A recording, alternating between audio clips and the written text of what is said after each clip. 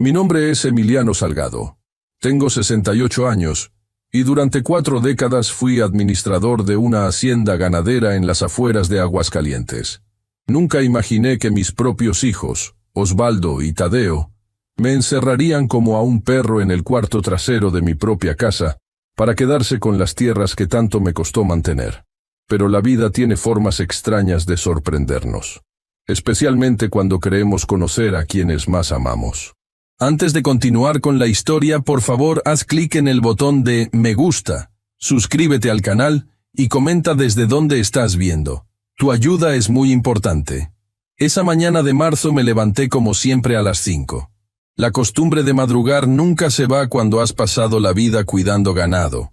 Preparé mi café y salí a revisar los pocos animales que aún conservaba en el terreno junto a la casa. La hacienda grande la vendí hace años, pero mantuve esta parcela de 5 hectáreas donde construí mi hogar. Mi esposa Margarita murió hace 6 años de cáncer, y desde entonces vivo solo, aunque mis hijos tienen llaves y vienen seguido con mi nieto Dante. Estaba revisando una cerca rota cuando escuché el motor del automóvil de Osvaldo, mi hijo mayor. No lo esperaba tan temprano, y menos en día laboral. Lo vi bajar con su esposa Jimena y con Tadeo, mi hijo menor. Sus caras serias me indicaron que algo no andaba bien. «Papá, tenemos que hablar», dijo Osvaldo apenas me vio. Su tono era firme, como cuando tenía que dar malas noticias en su trabajo como administrador. Nos sentamos en la mesa de la cocina. Tadeo parecía nervioso, jugando con sus llaves. Jimena mantenía esa mirada fría que nunca me gustó, desde que Osvaldo la presentó como su novia hace 12 años. «El banco va a embargar mi empresa», soltó Osvaldo sin rodeos. «Necesito dinero urgente, o perderé todo.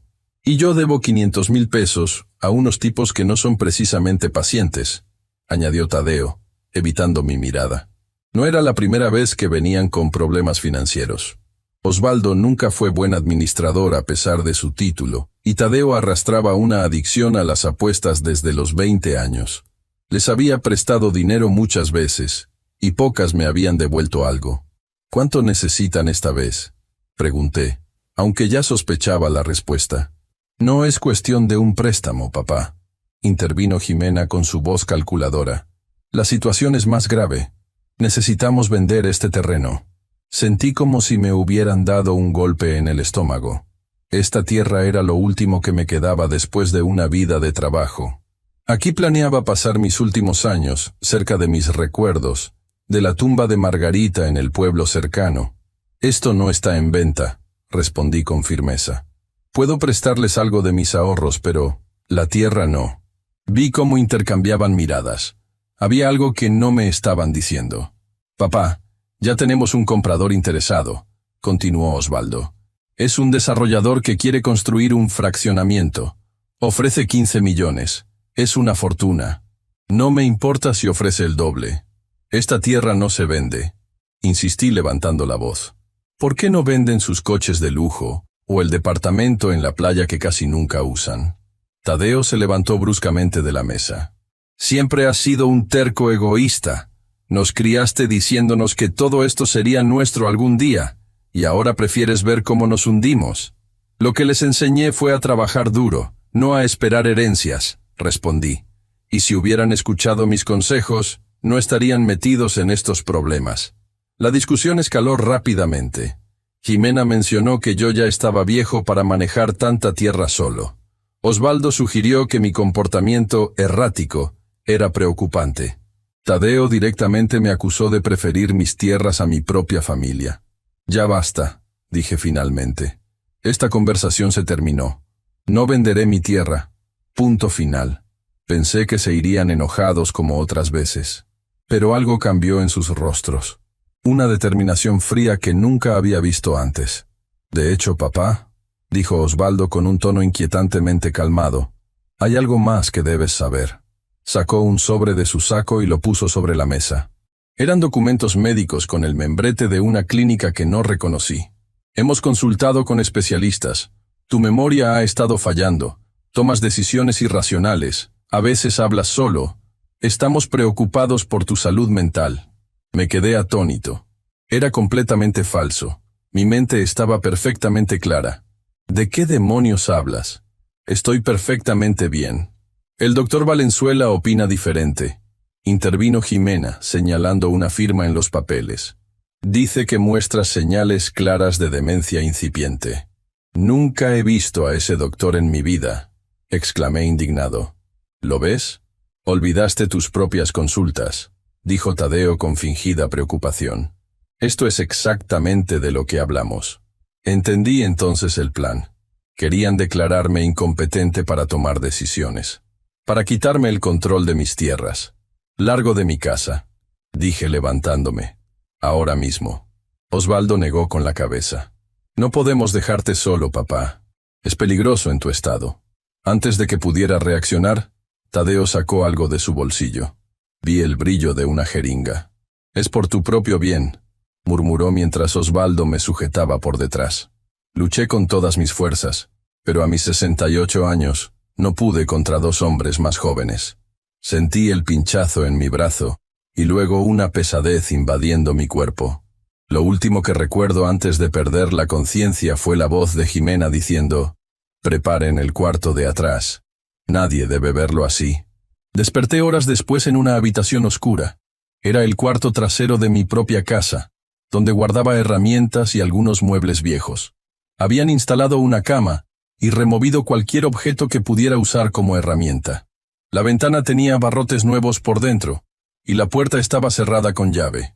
Me habían encerrado como a un perro. En mi propia casa. Intenté gritar, golpear la puerta, pero la casa está lo suficientemente aislada para que nadie escuchara.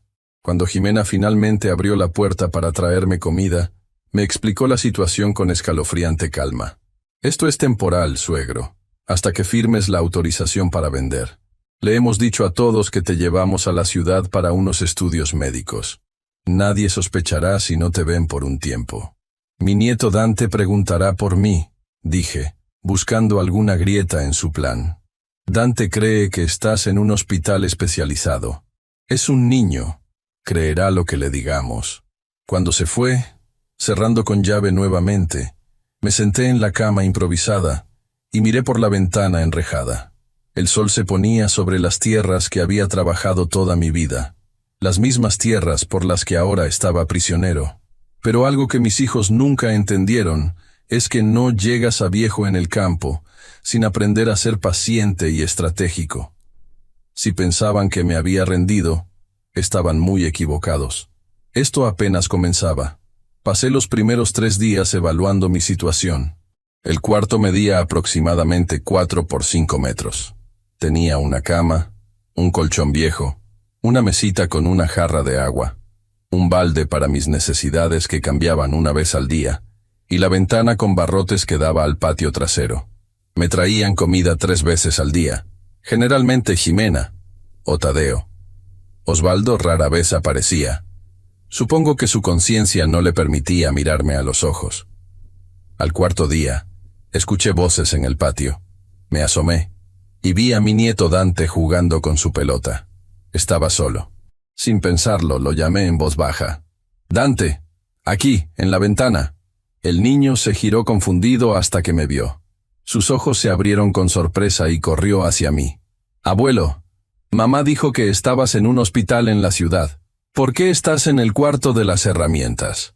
«Escúchame bien, Dante», le dije apresuradamente temiendo que alguien lo viera hablando conmigo. «Tus padres y tu tío me han encerrado aquí. No estoy enfermo. Quieren quitarme la tierra». Vi la confusión y el miedo en sus ojos. A sus 12 años, era un niño inteligente que adoraba pasar tiempo conmigo aprendiendo sobre los animales y las plantas. «¿Qué puedo hacer, abuelo?», preguntó con determinación que me sorprendió. «Por ahora no dejes que sepan que hablamos. Pero necesito que hagas algo por mí. ¿Recuerdas al comandante Iturriaga, mi viejo amigo que vino a la fiesta del año pasado?» Dante asintió. «Necesito que lo llames. Su número está en mi libreta telefónica en el cajón de mi mesa de noche. Dile lo que está pasando». Escuchamos la puerta trasera abrirse. Dante se alejó rápidamente, volviendo a su juego como si nada hubiera pasado, mientras yo me apartaba de la ventana. Esa noche no pude dormir, pensando en si Dante podría realmente ayudarme o si habría sido demasiado para poner tal responsabilidad en un niño. Pero era mi única esperanza. 2 días después, durante la comida, Jimena mencionó casualmente que habían programado una visita con un notario para la siguiente semana. «Solo necesitamos tu firma en unos documentos y todo esto terminará», dijo, como si me estuviera haciendo un favor. «¿Qué documentos?», pregunté, fingiendo desorientación. Vi un destello de satisfacción en sus ojos. Pensaba que estaba cediendo, o peor, que las drogas que seguramente ponían en mi comida estaban funcionando. Nada importante, solo una autorización para administrar tus bienes mientras te recuperas. Asentí débilmente, interpretando el papel del anciano confundido que esperaban ver. Esa noche, mientras miraba las estrellas por la pequeña ventana, hice una promesa silenciosa. No solo recuperaría mi libertad, sino que les enseñaría a mis hijos una lección que nunca olvidarían. El 7º día de mi encierro, escuché un ruido inusual en la puerta durante la madrugada. El cerrojo se movió suavemente, y la puerta se abrió. Era Dante, con una llave en la mano y una linterna pequeña. «Abuelo», susurró, «el comandante Iturriaga está al tanto. Me dio instrucciones y esta cámara. Me entregó un dispositivo del tamaño de un botón. Dice que debes grabar todo y reunir pruebas. Vendrá personalmente cuando tenga suficiente evidencia». Abracé a mi nieto con lágrimas en los ojos. «Eres muy valiente, Dante. Ten cuidado», me advirtió. «Escuché a papá y mamá hablar anoche. Si no firmas con el notario, tienen un plan B. Algo sobre una clínica donde nadie te encontraría». Un escalofrío recorrió mi espalda. El tiempo se agotaba. Dante tuvo que irse rápidamente, pero antes de cerrar nuevamente la puerta, para no levantar sospechas, me aseguró que volvería al día siguiente con más instrucciones del comandante. Me quedé sosteniendo la pequeña cámara oculta, entendiendo que había comenzado una carrera contra el tiempo. Mis hijos no solo querían encerrarme como a un perro para quitarme mis tierras, estaban dispuestos a hacerme desaparecer para siempre si era necesario. Con la cámara escondida, comencé a documentar metódicamente mi cautiverio. Cada comida, cada visita, cada conversación. Las pruebas se acumulaban, pero también aumentaba el peligro. El notario vendría en solo 5 días, y después de eso, si me negaba a firmar, me esperaba un destino aún peor que este cuarto convertido en celda. Tenía que actuar con inteligencia. No solo estaba en juego mi libertad y mis tierras, sino posiblemente mi vida. 8 días habían pasado desde mi encierro. La pequeña cámara que Dante me entregó se convirtió en mi más valiosa posesión. La escondía en diferentes lugares, a veces bajo el colchón, otras veces en un hueco que descubrí en la pared detrás de un tablón suelto. Cada vez que alguien entraba, la activaba discretamente.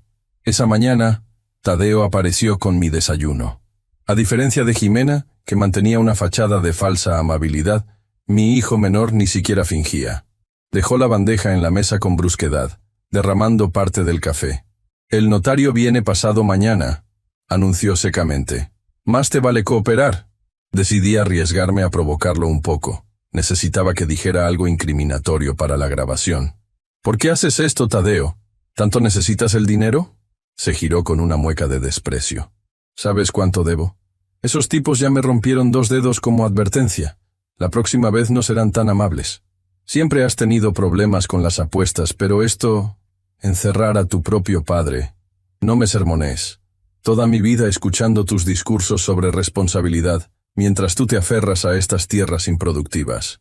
15 millones de pesos, viejo. Con eso pagaría mis deudas, y todos viviríamos mejor.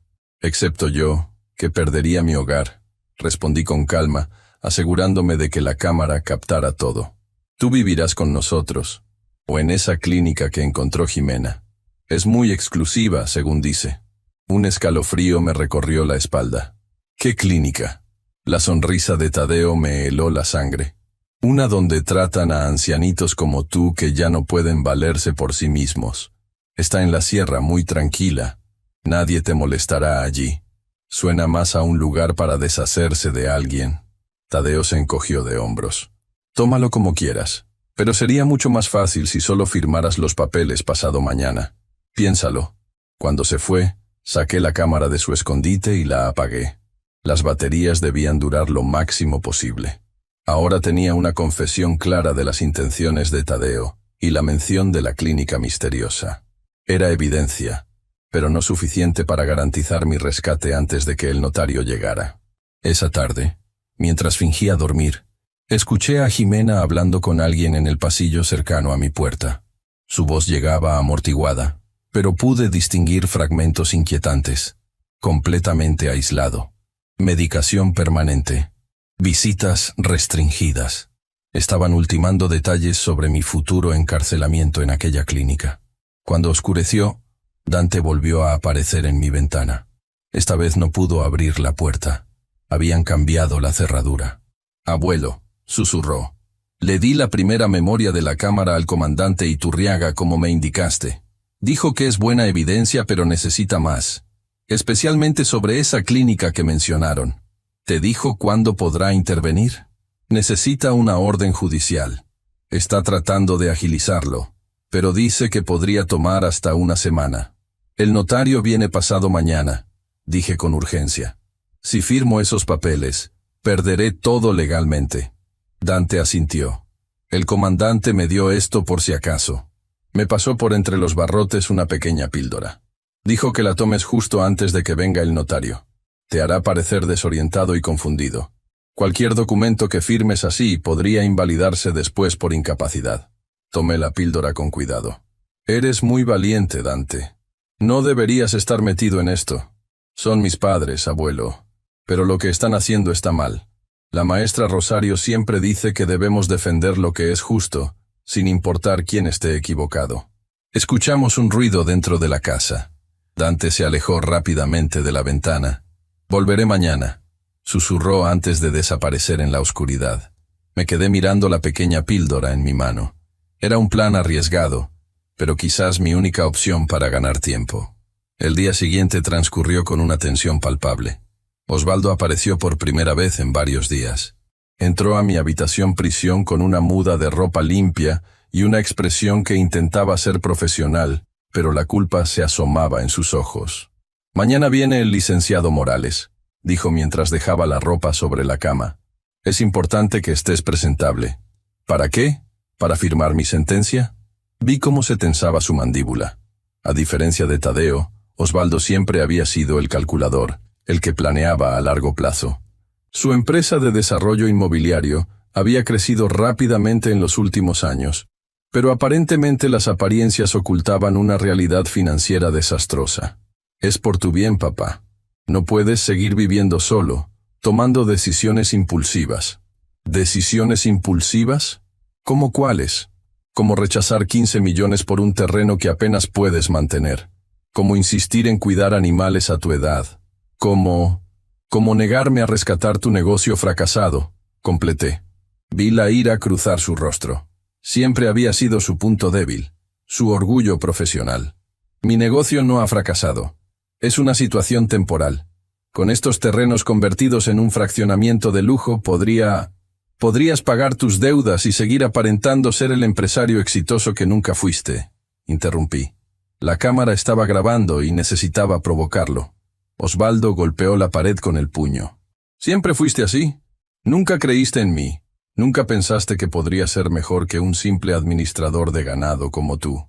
Al menos yo construí algo honestamente. No estafé a inversionistas ni endeudé a mi familia». La expresión de sorpresa en su rostro me confirmó lo que sospechaba. «Como sabes, soy viejo, no estúpido. Escucho los rumores. Sé que el fraccionamiento Las Alamedas está paralizado porque desviaste fondos de los inversionistas. Sé que hipotecaste la casa donde viven Jimena y Dante sin decírselo a tu esposa». Osvaldo palideció. Esta información me la había confiado el comandante Iturriaga meses atrás, cuando comenzó a investigar irregularidades en varios desarrollos inmobiliarios, pero yo nunca había confrontado a mi hijo al respecto. «Si lo sabes todo, entonces entiendes por qué necesito esos 15 millones», dijo con voz tensa. «No es solo por mí, es por Dante, por Jimena, por el futuro de todos». «¿Y mi futuro? ¿Encerrado en una clínica misteriosa en la sierra?» Eso fue idea de Jimena y Tadeo. Yo solo quería que firmaras voluntariamente, encerrándome como a un perro. Muy voluntario. Osvaldo desvió la mirada. Mañana a las 10 vendrá el notario. Por favor, no lo hagas más difícil. Cuando se fue, revisé la grabación. Había obtenido exactamente lo que necesitaba. La confirmación de los problemas legales de Osvaldo, su conocimiento del encierro y la existencia de la clínica. Con esto, la evidencia era mucho más sólida. Esa noche no apareció Dante. Me preocupé pensando que quizás lo habían descubierto, pero no podía hacer nada desde mi encierro. Me preparé mentalmente para lo que vendría al día siguiente. La píldora que me había dado estaba escondida en un pequeño hueco que hice en el colchón. Dormí intermitentemente, despertándome ante cada ruido, temiendo que decidieran adelantar el traslado a la clínica. Cuando el amanecer comenzó a iluminar mi ventana enrejada, saqué la píldora de su escondite y la mantuve apretada en mi puño. A las 8 en punto, Jimena entró con el desayuno. Había algo diferente en ella, una excitación apenas contenida. «Hoy es un gran día, don Emiliano», dijo con falsa dulzura. «El licenciado Morales vendrá en unas horas y después podremos comenzar una nueva etapa. ¿No es maravilloso?» «¿Dónde está Dante?», pregunté. «Quiero verlo antes de firmar cualquier cosa». Vi un destello de inquietud en sus ojos. «Dante está en la escuela como todos los días. Lo verás después». Mentía. Era sábado y no había clases. «Quiero verlo. Es mi condición para cooperar hoy». Jimena pareció calcular sus opciones. «Veré qué puedo hacer», dijo finalmente antes de salir. Apenas se fue, me asomé a la ventana buscando alguna señal de mi nieto en el patio. Pero todo estaba vacío. La preocupación crecía en mi pecho. ¿Dónde estaba Dante? ¿Habría conseguido entregar la segunda memoria con las nuevas grabaciones al comandante? A las 9, Tadeo entró con ropa formal, un pantalón de vestir gris y una camisa blanca planchada. «Ponte esto», ordenó. «El notario es muy puntual». Mientras me cambiaba, noté que había dejado la puerta entreabierta. Era la primera vez en días que no la cerraba con llave al salir. ¿Un descuido o una trampa? No podía arriesgarme a averiguarlo sin tener un plan claro. A las 9:30, escuché varios vehículos llegando. Me asomé con cuidado a la ventana y vi un automóvil negro, elegante, estacionándose junto al de Osvaldo. De él bajó un hombre de mediana edad con un maletín, presumiblemente el notario. Pero lo que me dejó helado fue el segundo vehículo. Una camioneta blanca con el logotipo de Clínica de Descanso La Serenidad en el costado. 2 hombres con apariencia de enfermeros esperaban junto a ella. No tenían intención de llevarme después si me negaba a firmar. Planeaban trasladarme inmediatamente, con o sin mi consentimiento. Con el corazón latiendo aceleradamente, tomé la píldora y la tragué sin agua. Según Dante, me haría parecer desorientado pero consciente. Era mi única esperanza para invalidar cualquier documento y ganar tiempo hasta que el comandante Iturriaga pudiera intervenir. 10 minutos después, comencé a sentir los efectos. Una ligera niebla mental, dificultad para enfocarme, movimientos más lentos. Era como estar ligeramente ebrio, pero con la mente lo suficientemente clara para entender lo que sucedía a mi alrededor. Escuché pasos acercándose por el pasillo. Varias personas. La puerta se abrió completamente, y entraron Osvaldo, Jimena, Tadeo y el hombre del maletín. Los enfermeros esperaban afuera, lo que confirmaba mis sospechas.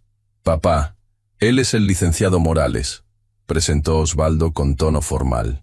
«Viene a ayudarnos con unos documentos importantes». El notario me miró con cierta incomodidad. «Buenos días, señor Salgado. ¿Cómo se encuentra hoy?», balbuceé deliberadamente, dejando que la medicina hiciera su efecto. «Bien, creo. ¿Quiénes son ustedes? ¿Dónde está Margarita?». Vi la satisfacción en los ojos de Jimena. Era exactamente lo que querían, que pareciera confundido, mencionando a mi esposa fallecida como si aún viviera. «El licenciado Morales te explicará todo», dijo Tadeo con impaciencia. «Solo necesitamos que firmes unos papeles». El notario colocó su maletín sobre la mesa y sacó varios documentos. «Señor Salgado, estos documentos son para designar a su hijo Osvaldo como su representante legal en todos los asuntos financieros y de propiedad. ¿Entiende lo que eso significa? Asentí vagamente, arrastrando las palabras. Que Osvaldo se encargará de todo. Exactamente, confirmó el notario mientras extendía los papeles frente a mí. Necesito que firme en los lugares marcados con una X. Tomé el bolígrafo que me ofrecía, dejando que mi mano temblara visiblemente. Comencé a firmar con trazos irregulares, muy diferentes a mi firma habitual. En el tercer documento, dejé caer el bolígrafo deliberadamente. Lo siento. No me siento bien, murmuré. ¿Dónde está Dante? Prometieron que vería a mi nieto. Vi la irritación en el rostro de Tadeo. Termine de firmar primero, luego verá al niño. El notario parecía cada vez más incómodo. ¿El señor Salgado está bajo algún tipo de medicación? Lo noto bastante desorientado. Tiene episodios así últimamente. Intervino Jimena rápidamente. El médico dice que es normal en su condición. Aún así, debo asegurarme que comprende plenamente lo que está firmando, insistió el notario. Señor Salgado, ¿entiende que está cediendo el control de todas sus propiedades y finanzas a su hijo? Propiedades. Repetí lentamente. Mi tierra. No quiero venderla. Es mi vida. Nadie habla de vender nada, papá. Mintió Osvaldo con voz tensa. Es solo para administrarla mejor. En ese momento, como si fuera una señal divina, escuché un sonido que me devolvió la esperanza. El ladrido de Canelo, el perro guardián de la propiedad vecina. Solo ladraba así cuando llegaba alguien desconocido. Alguien que no era de la familia. ¿Esperan a alguien más?, preguntó el notario al escuchar los ladridos. Tadeo se asomó por la pequeña ventana. Su rostro palideció instantáneamente. «Mierda. Es la policía». Osvaldo se acercó para confirmar. «¿Qué demonios hacen aquí? Terminen con esto rápido», urgió Jimena al notario. «Necesitamos esas firmas ahora». Pero el licenciado Morales, visiblemente nervioso ante la mención de la policía, comenzó a recoger sus documentos. «Lo siento, pero no puedo continuar en estas circunstancias. El señor claramente no está en condiciones de firmar, y ahora aparece la policía. No arriesgaré mi licencia por esto». Escuchamos golpes firmes en la puerta principal de la casa. Tadeo y Osvaldo intercambiaron miradas de pánico. «Los enfermeros», susurró Tadeo. «Diles que se vayan rápido». Mientras Osvaldo salía apresuradamente, alcancé a ver por la ventana lo que sucedía en el exterior. El comandante Iturriaga, con su inconfundible figura imponente a pesar de sus 65 años, acompañado por 4 oficiales uniformados, y para mi sorpresa y alivio, Dante a su lado. Mi nieto había cumplido su promesa. Había entregado las pruebas y traído ayuda justo a tiempo. Jimena intentó bloquear la puerta de mi habitación, pero el notario, claramente queriendo distanciarse de la situación, la apartó para salir. «No tengo nada que ver con esto», lo escuché decir mientras se alejaba por el pasillo. Me quedé solo en la habitación, con los efectos de la píldora disminuyendo gradualmente. Por la ventana vi cómo los enfermeros de la clínica intentaban subir discretamente a su camioneta, pero fueron detenidos por 2 oficiales. Escuché voces elevadas en la casa, órdenes, protestas. Y entonces, como una aparición, el comandante Iturriaga apareció en la puerta de mi prisión, con Dante asomándose detrás de él. «Emiliano, viejo amigo», dijo con su voz grave. «Parece que tenemos mucho de qué hablar». Asentí lentamente, sintiendo cómo el peso de los últimos días se aligeraba un poco. «Más de lo que imaginas, Manuel. Mucho más de lo que imaginas». Mientras Dante corría a abrazarme, vi por encima de su hombro cómo los oficiales escoltaban a Osvaldo, Tadeo y Jimena hacia las patrullas estacionadas afuera. Sus rostros mostraban una mezcla de ira, miedo y, por primera vez, la comprensión de que su plan había fracasado completamente. La justicia comenzaba a llegar, pero esta historia estaba lejos de terminar. Las siguientes horas pasaron como un torbellino. Los efectos de la píldora que Dante me había proporcionado fueron disminuyendo gradualmente, pero dejaron un leve dolor de cabeza como recordatorio. El comandante Iturriaga, mi viejo amigo Manuel, ordenó a uno de sus oficiales que documentara meticulosamente mi lugar de cautiverio. las barras en la ventana, la cerradura exterior, el balde que usaba como sanitario, la cama improvisada. Todo se convirtió en evidencia. Mientras tanto, en la sala principal de mi casa, otros oficiales interrogaban por separado a Osvaldo, Tadeo y Ximena. Desde donde me encontraba, podía escuchar fragmentos de sus excusas. Osvaldo insistía en que todo era por mi propio bien, que realmente creían que estaba mentalmente incapacitado. Tadeo había optado por el silencio, pidiendo hablar con un abogado. Ximena, siempre la más calculadora, lloraba desconsoladamente, interpretando el papel de esposa inocente que solo seguía las indicaciones de su marido y su cuñado. La doctora Renata Quirós, una neuróloga forense que Manuel había traído consigo, me examinó cuidadosamente en mi habitación. Realizó varias pruebas cognitivas y de memoria, revisó mis reflejos y verificó si había señales de maltrato físico o deshidratación. «Está usted perfectamente lúcido, señor Salgado», concluyó después de casi una hora de evaluación.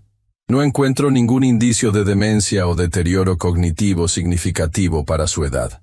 De hecho, su agudeza mental es impresionante considerando lo que ha pasado estos días. Su diagnóstico quedó registrado oficialmente, contradiciendo directamente los documentos falsos que mis hijos habían preparado.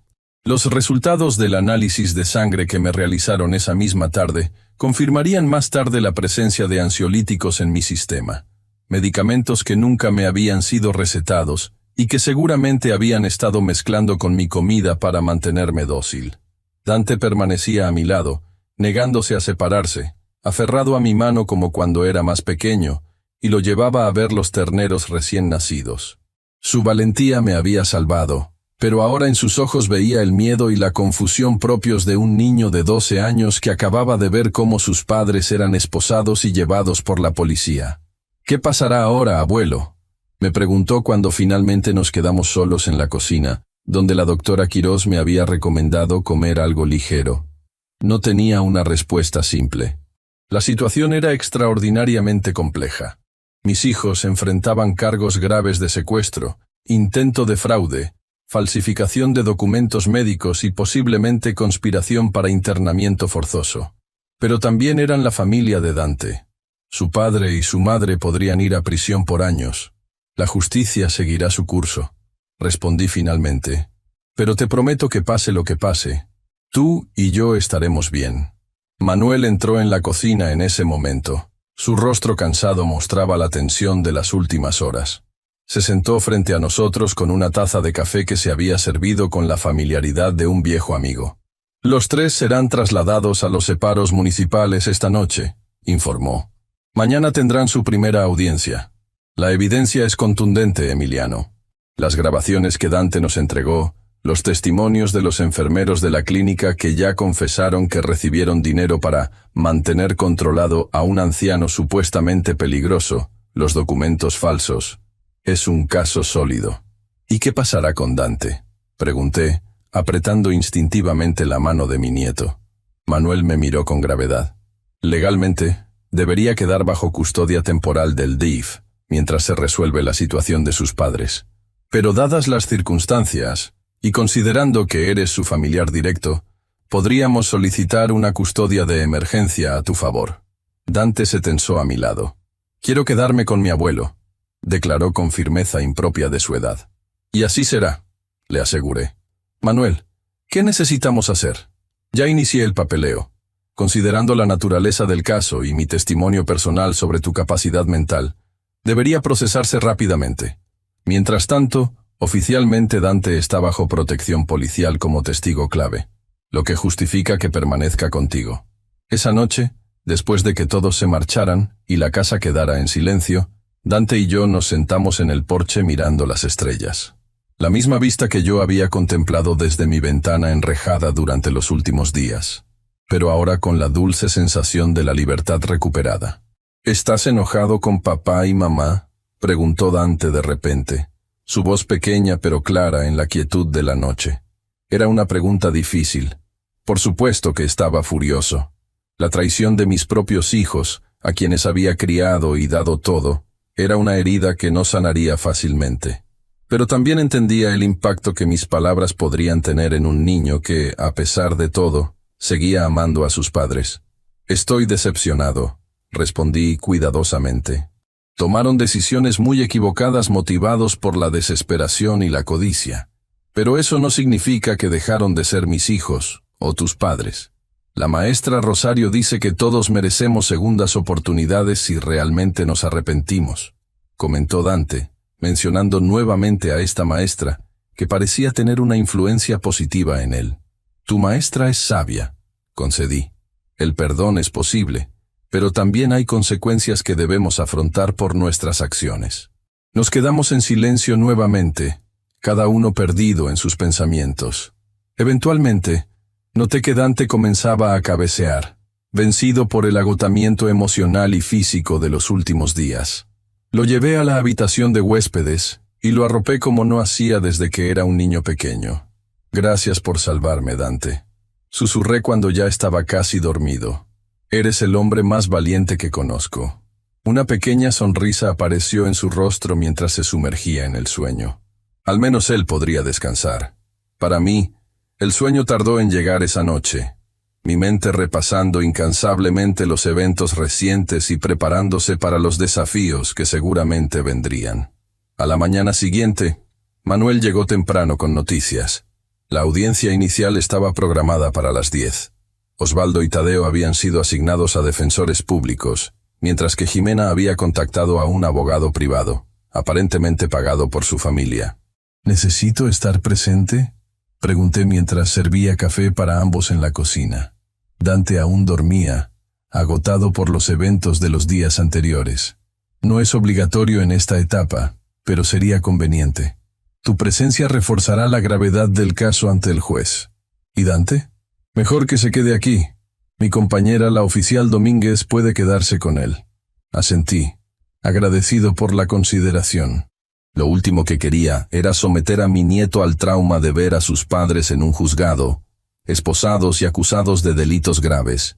Mientras me preparaba para salir, revisé mi teléfono celular que había sido recuperado de la habitación de Osvaldo. Tenía docenas de llamadas perdidas y mensajes de vecinos, amigos y conocidos que se habían preocupado por mi repentina hospitalización. La historia ya estaba circulando en el pueblo. Don Emiliano Salgado había sido secuestrado por sus propios hijos por una disputa de tierras.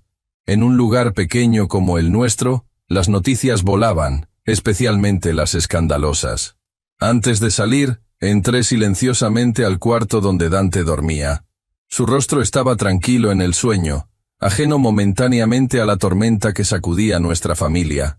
Le dejé una nota explicándole dónde estaría y asegurándole que volvería pronto.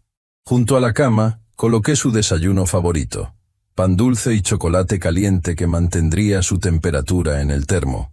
El juzgado estaba inusualmente concurrido para ser tan temprano. Reconocí varias caras del pueblo, vecinos curiosos que habían venido a presenciar el espectáculo. Me saludaban con una mezcla de compasión y esa mórbida fascinación que despierta la desgracia ajena. Mantuve la cabeza alta y les devolví el saludo con dignidad. No era yo quien debía sentir vergüenza. La sala de audiencias era austera pero imponente con su mobiliario de madera oscura y el escudo nacional presidiendo desde la pared principal. Me senté en la primera fila junto a Manuel, quien, aunque no era el fiscal del caso, había sido fundamental en la investigación y sería llamado como testigo.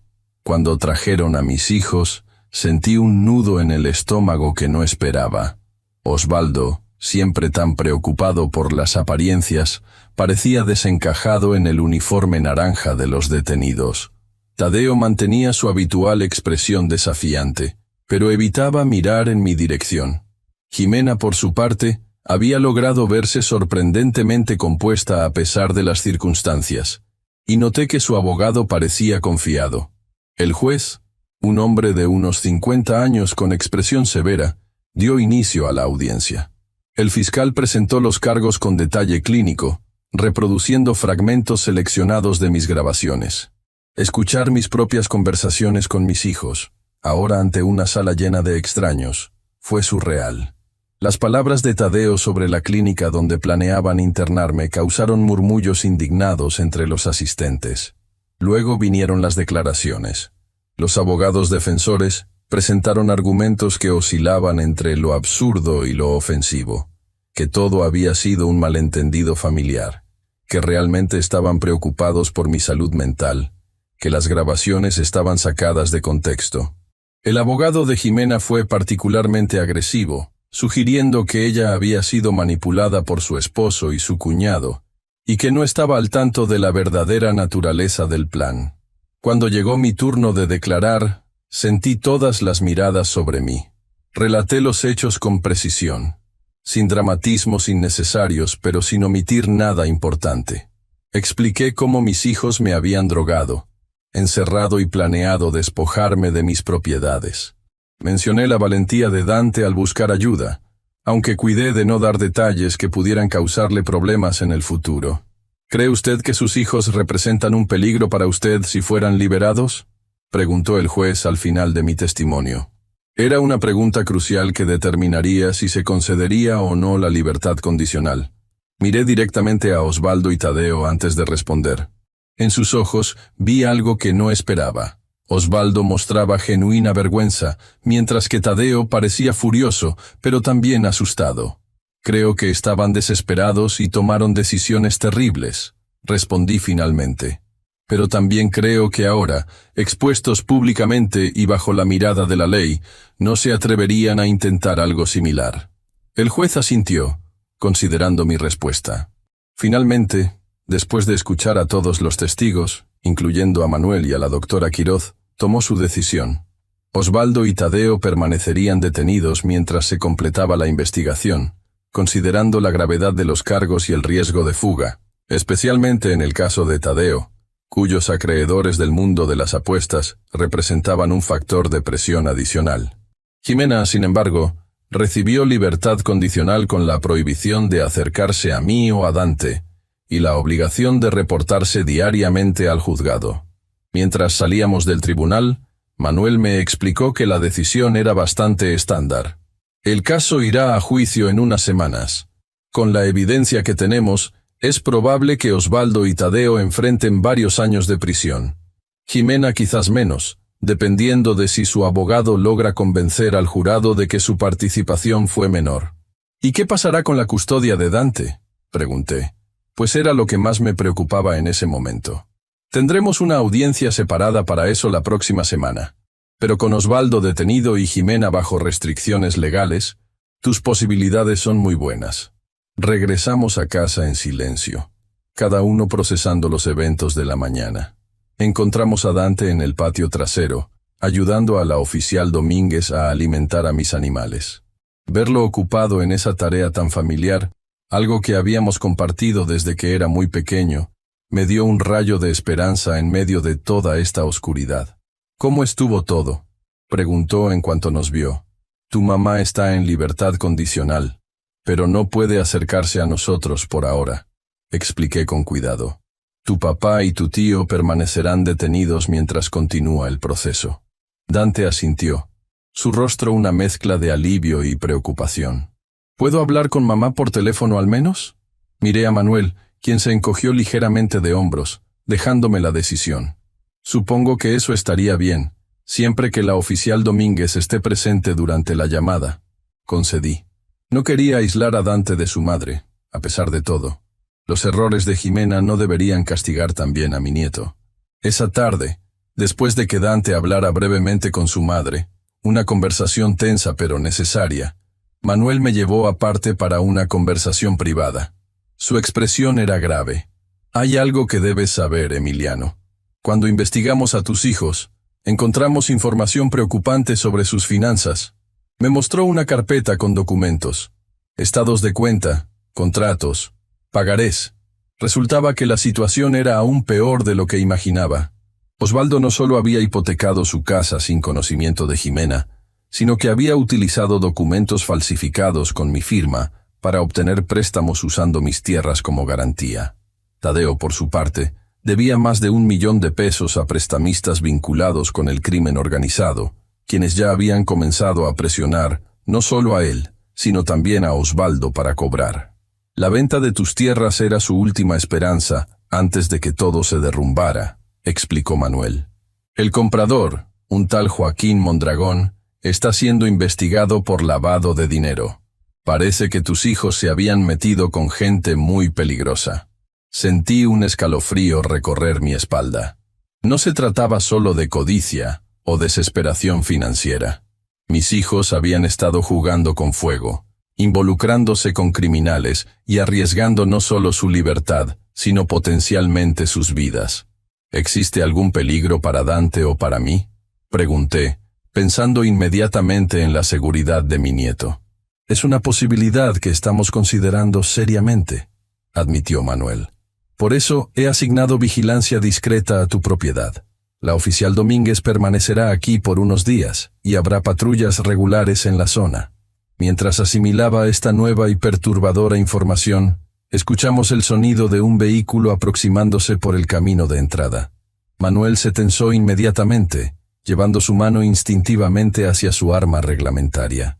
¿Esperas visitas?, preguntó en voz baja. Negué con la cabeza. A través de la ventana, vimos un elegante automóvil negro detenerse frente a la casa. De él descendió un hombre de mediana edad, vestido con un traje caro pero discreto. Incluso desde la distancia, su presencia emanaba autoridad y cierta amenaza velada. Joaquín Mondragón, murmuró Manuel reconociéndolo. El comprador interesado en tus tierras. Mi corazón dio un vuelco. El hombre que había estado dispuesto a pagar 15 millones por mi propiedad, posiblemente para lavar dinero del crimen organizado, estaba ahora parado frente a mi casa. Y algo me decía que no había venido simplemente a presentarse. La aparición de este hombre cambiaba todo. Ya no se trataba solo de una traición familiar o un intento de fraude. Ahora estábamos potencialmente frente a algo mucho más peligroso. Algo que podría poner en riesgo no solo mi patrimonio, sino nuestras vidas. Manuel se dirigió hacia la puerta, su postura tensa pero profesional. «Déjame manejar esto», dijo, «y asegúrate de que Dante permanezca dentro con la oficial Domínguez». Mientras Manuel salía a enfrentar a nuestro visitante inesperado, me quedé en la ventana, observando el inicio de lo que presentía sería una nueva y peligrosa fase en esta pesadilla que comenzó cuando mis propios hijos me encerraron como a un perro. Desde la ventana, observé cómo Manuel se acercaba con paso firme hacia Joaquín Mondragón. Los dos hombres se saludaron con esa formalidad tensa que revela desconfianza mutua. No podía escuchar su conversación, pero el lenguaje corporal era elocuente. Mondragón gesticulaba con la calma estudiada de quien está acostumbrado a intimidar sin levantar la voz, mientras Manuel mantenía una postura defensiva, estratégicamente posicionado para bloquear el acceso a mi casa. Rápidamente me dirigí al cuarto donde Dante estaba con la oficial Domínguez. Mi nieto leía un libro de aventuras, ajeno a la nueva amenaza que acababa de llegar.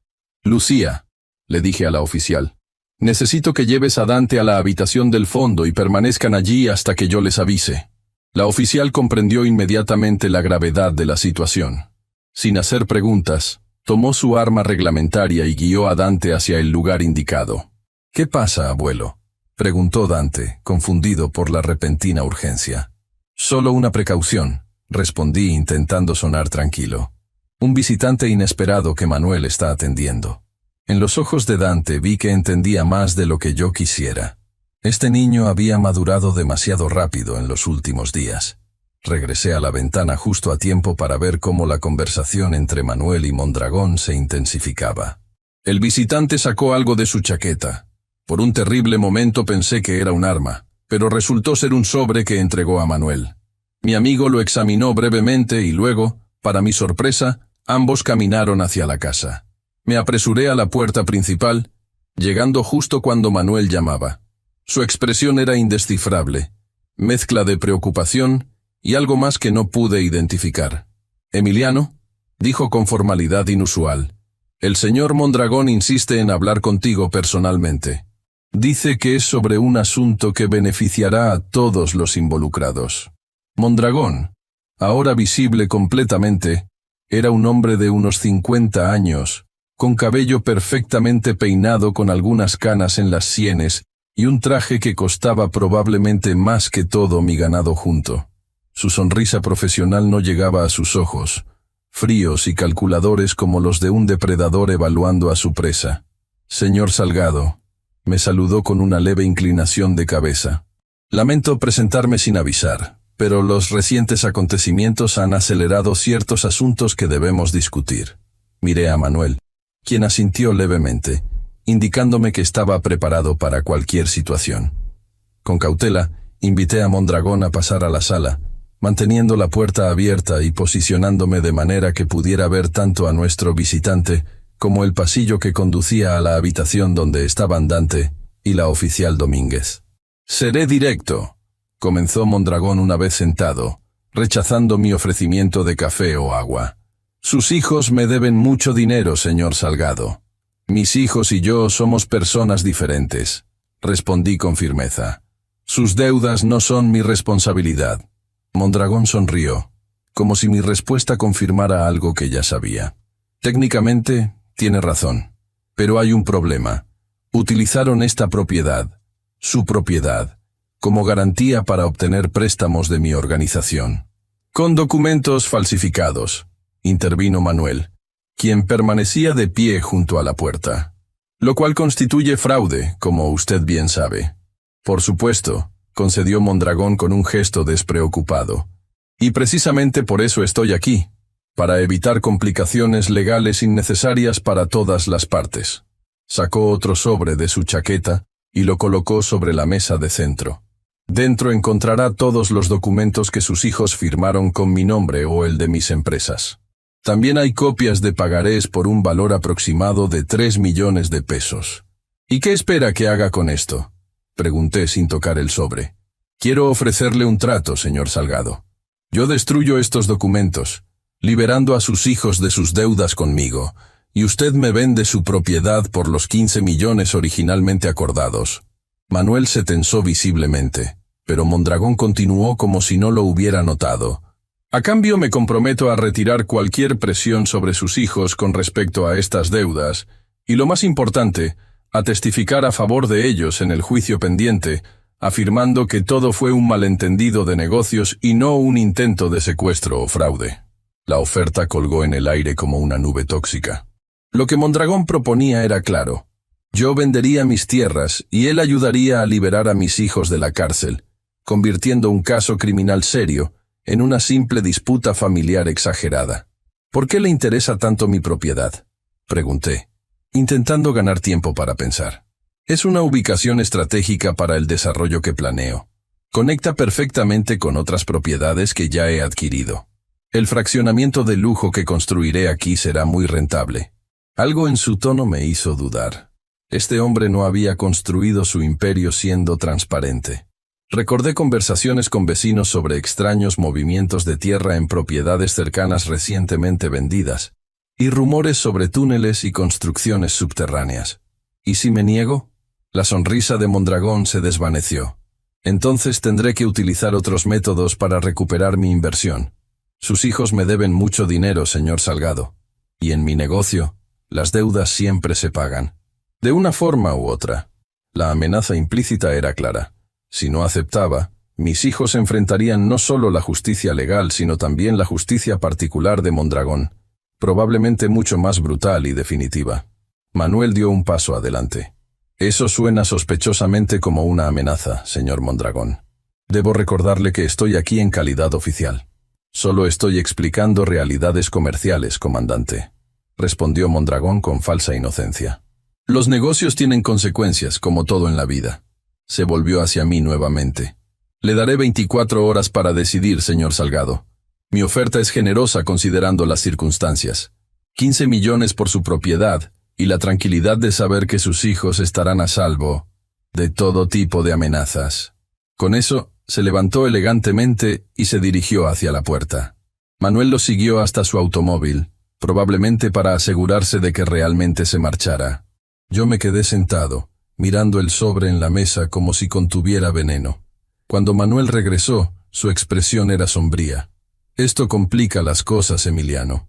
Mondragón no es un simple empresario. Nuestras investigaciones sugieren vínculos con organizaciones criminales, aunque nunca hemos podido probarlo concretamente. Es intocable por ahora. ¿Qué sugieres que haga?, pregunté, sintiendo el peso de la decisión que debía tomar. Manuel se sentó frente a mí, frotándose la cara con cansancio.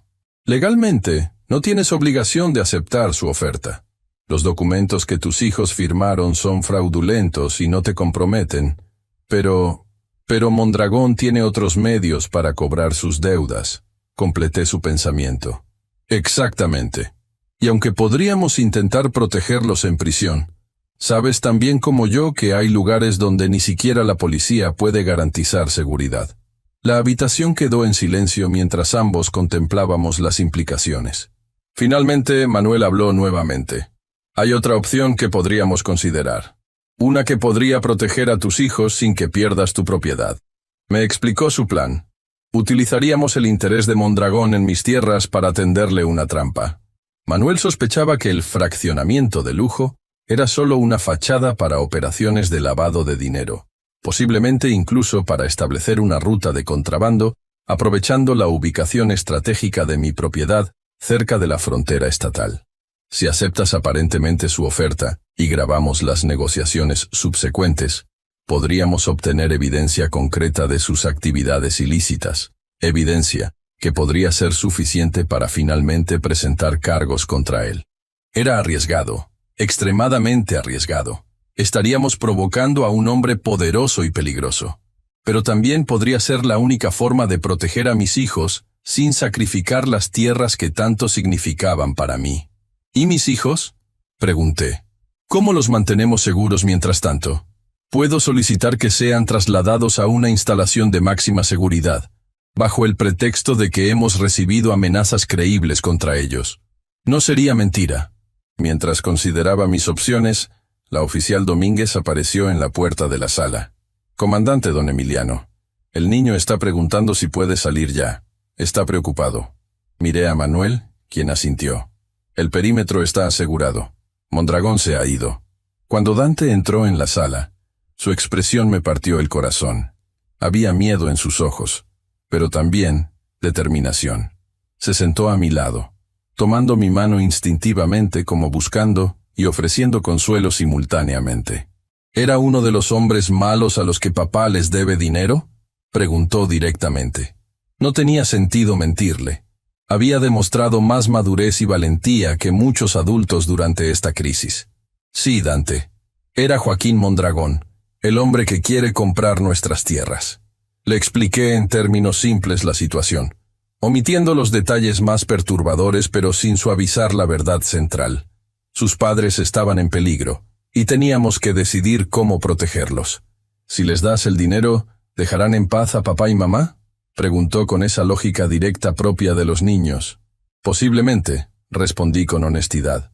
Pero perderíamos nuestro hogar, y además estaríamos permitiendo que un hombre malo siga haciendo cosas malas usando nuestras tierras. Dante frunció el ceño, procesando la información.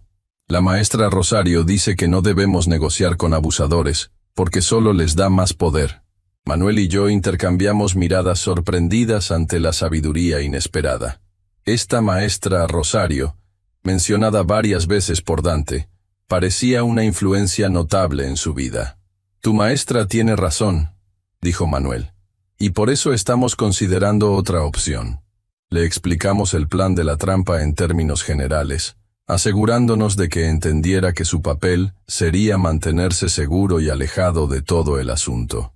Para mi sorpresa, Dante asintió con seriedad.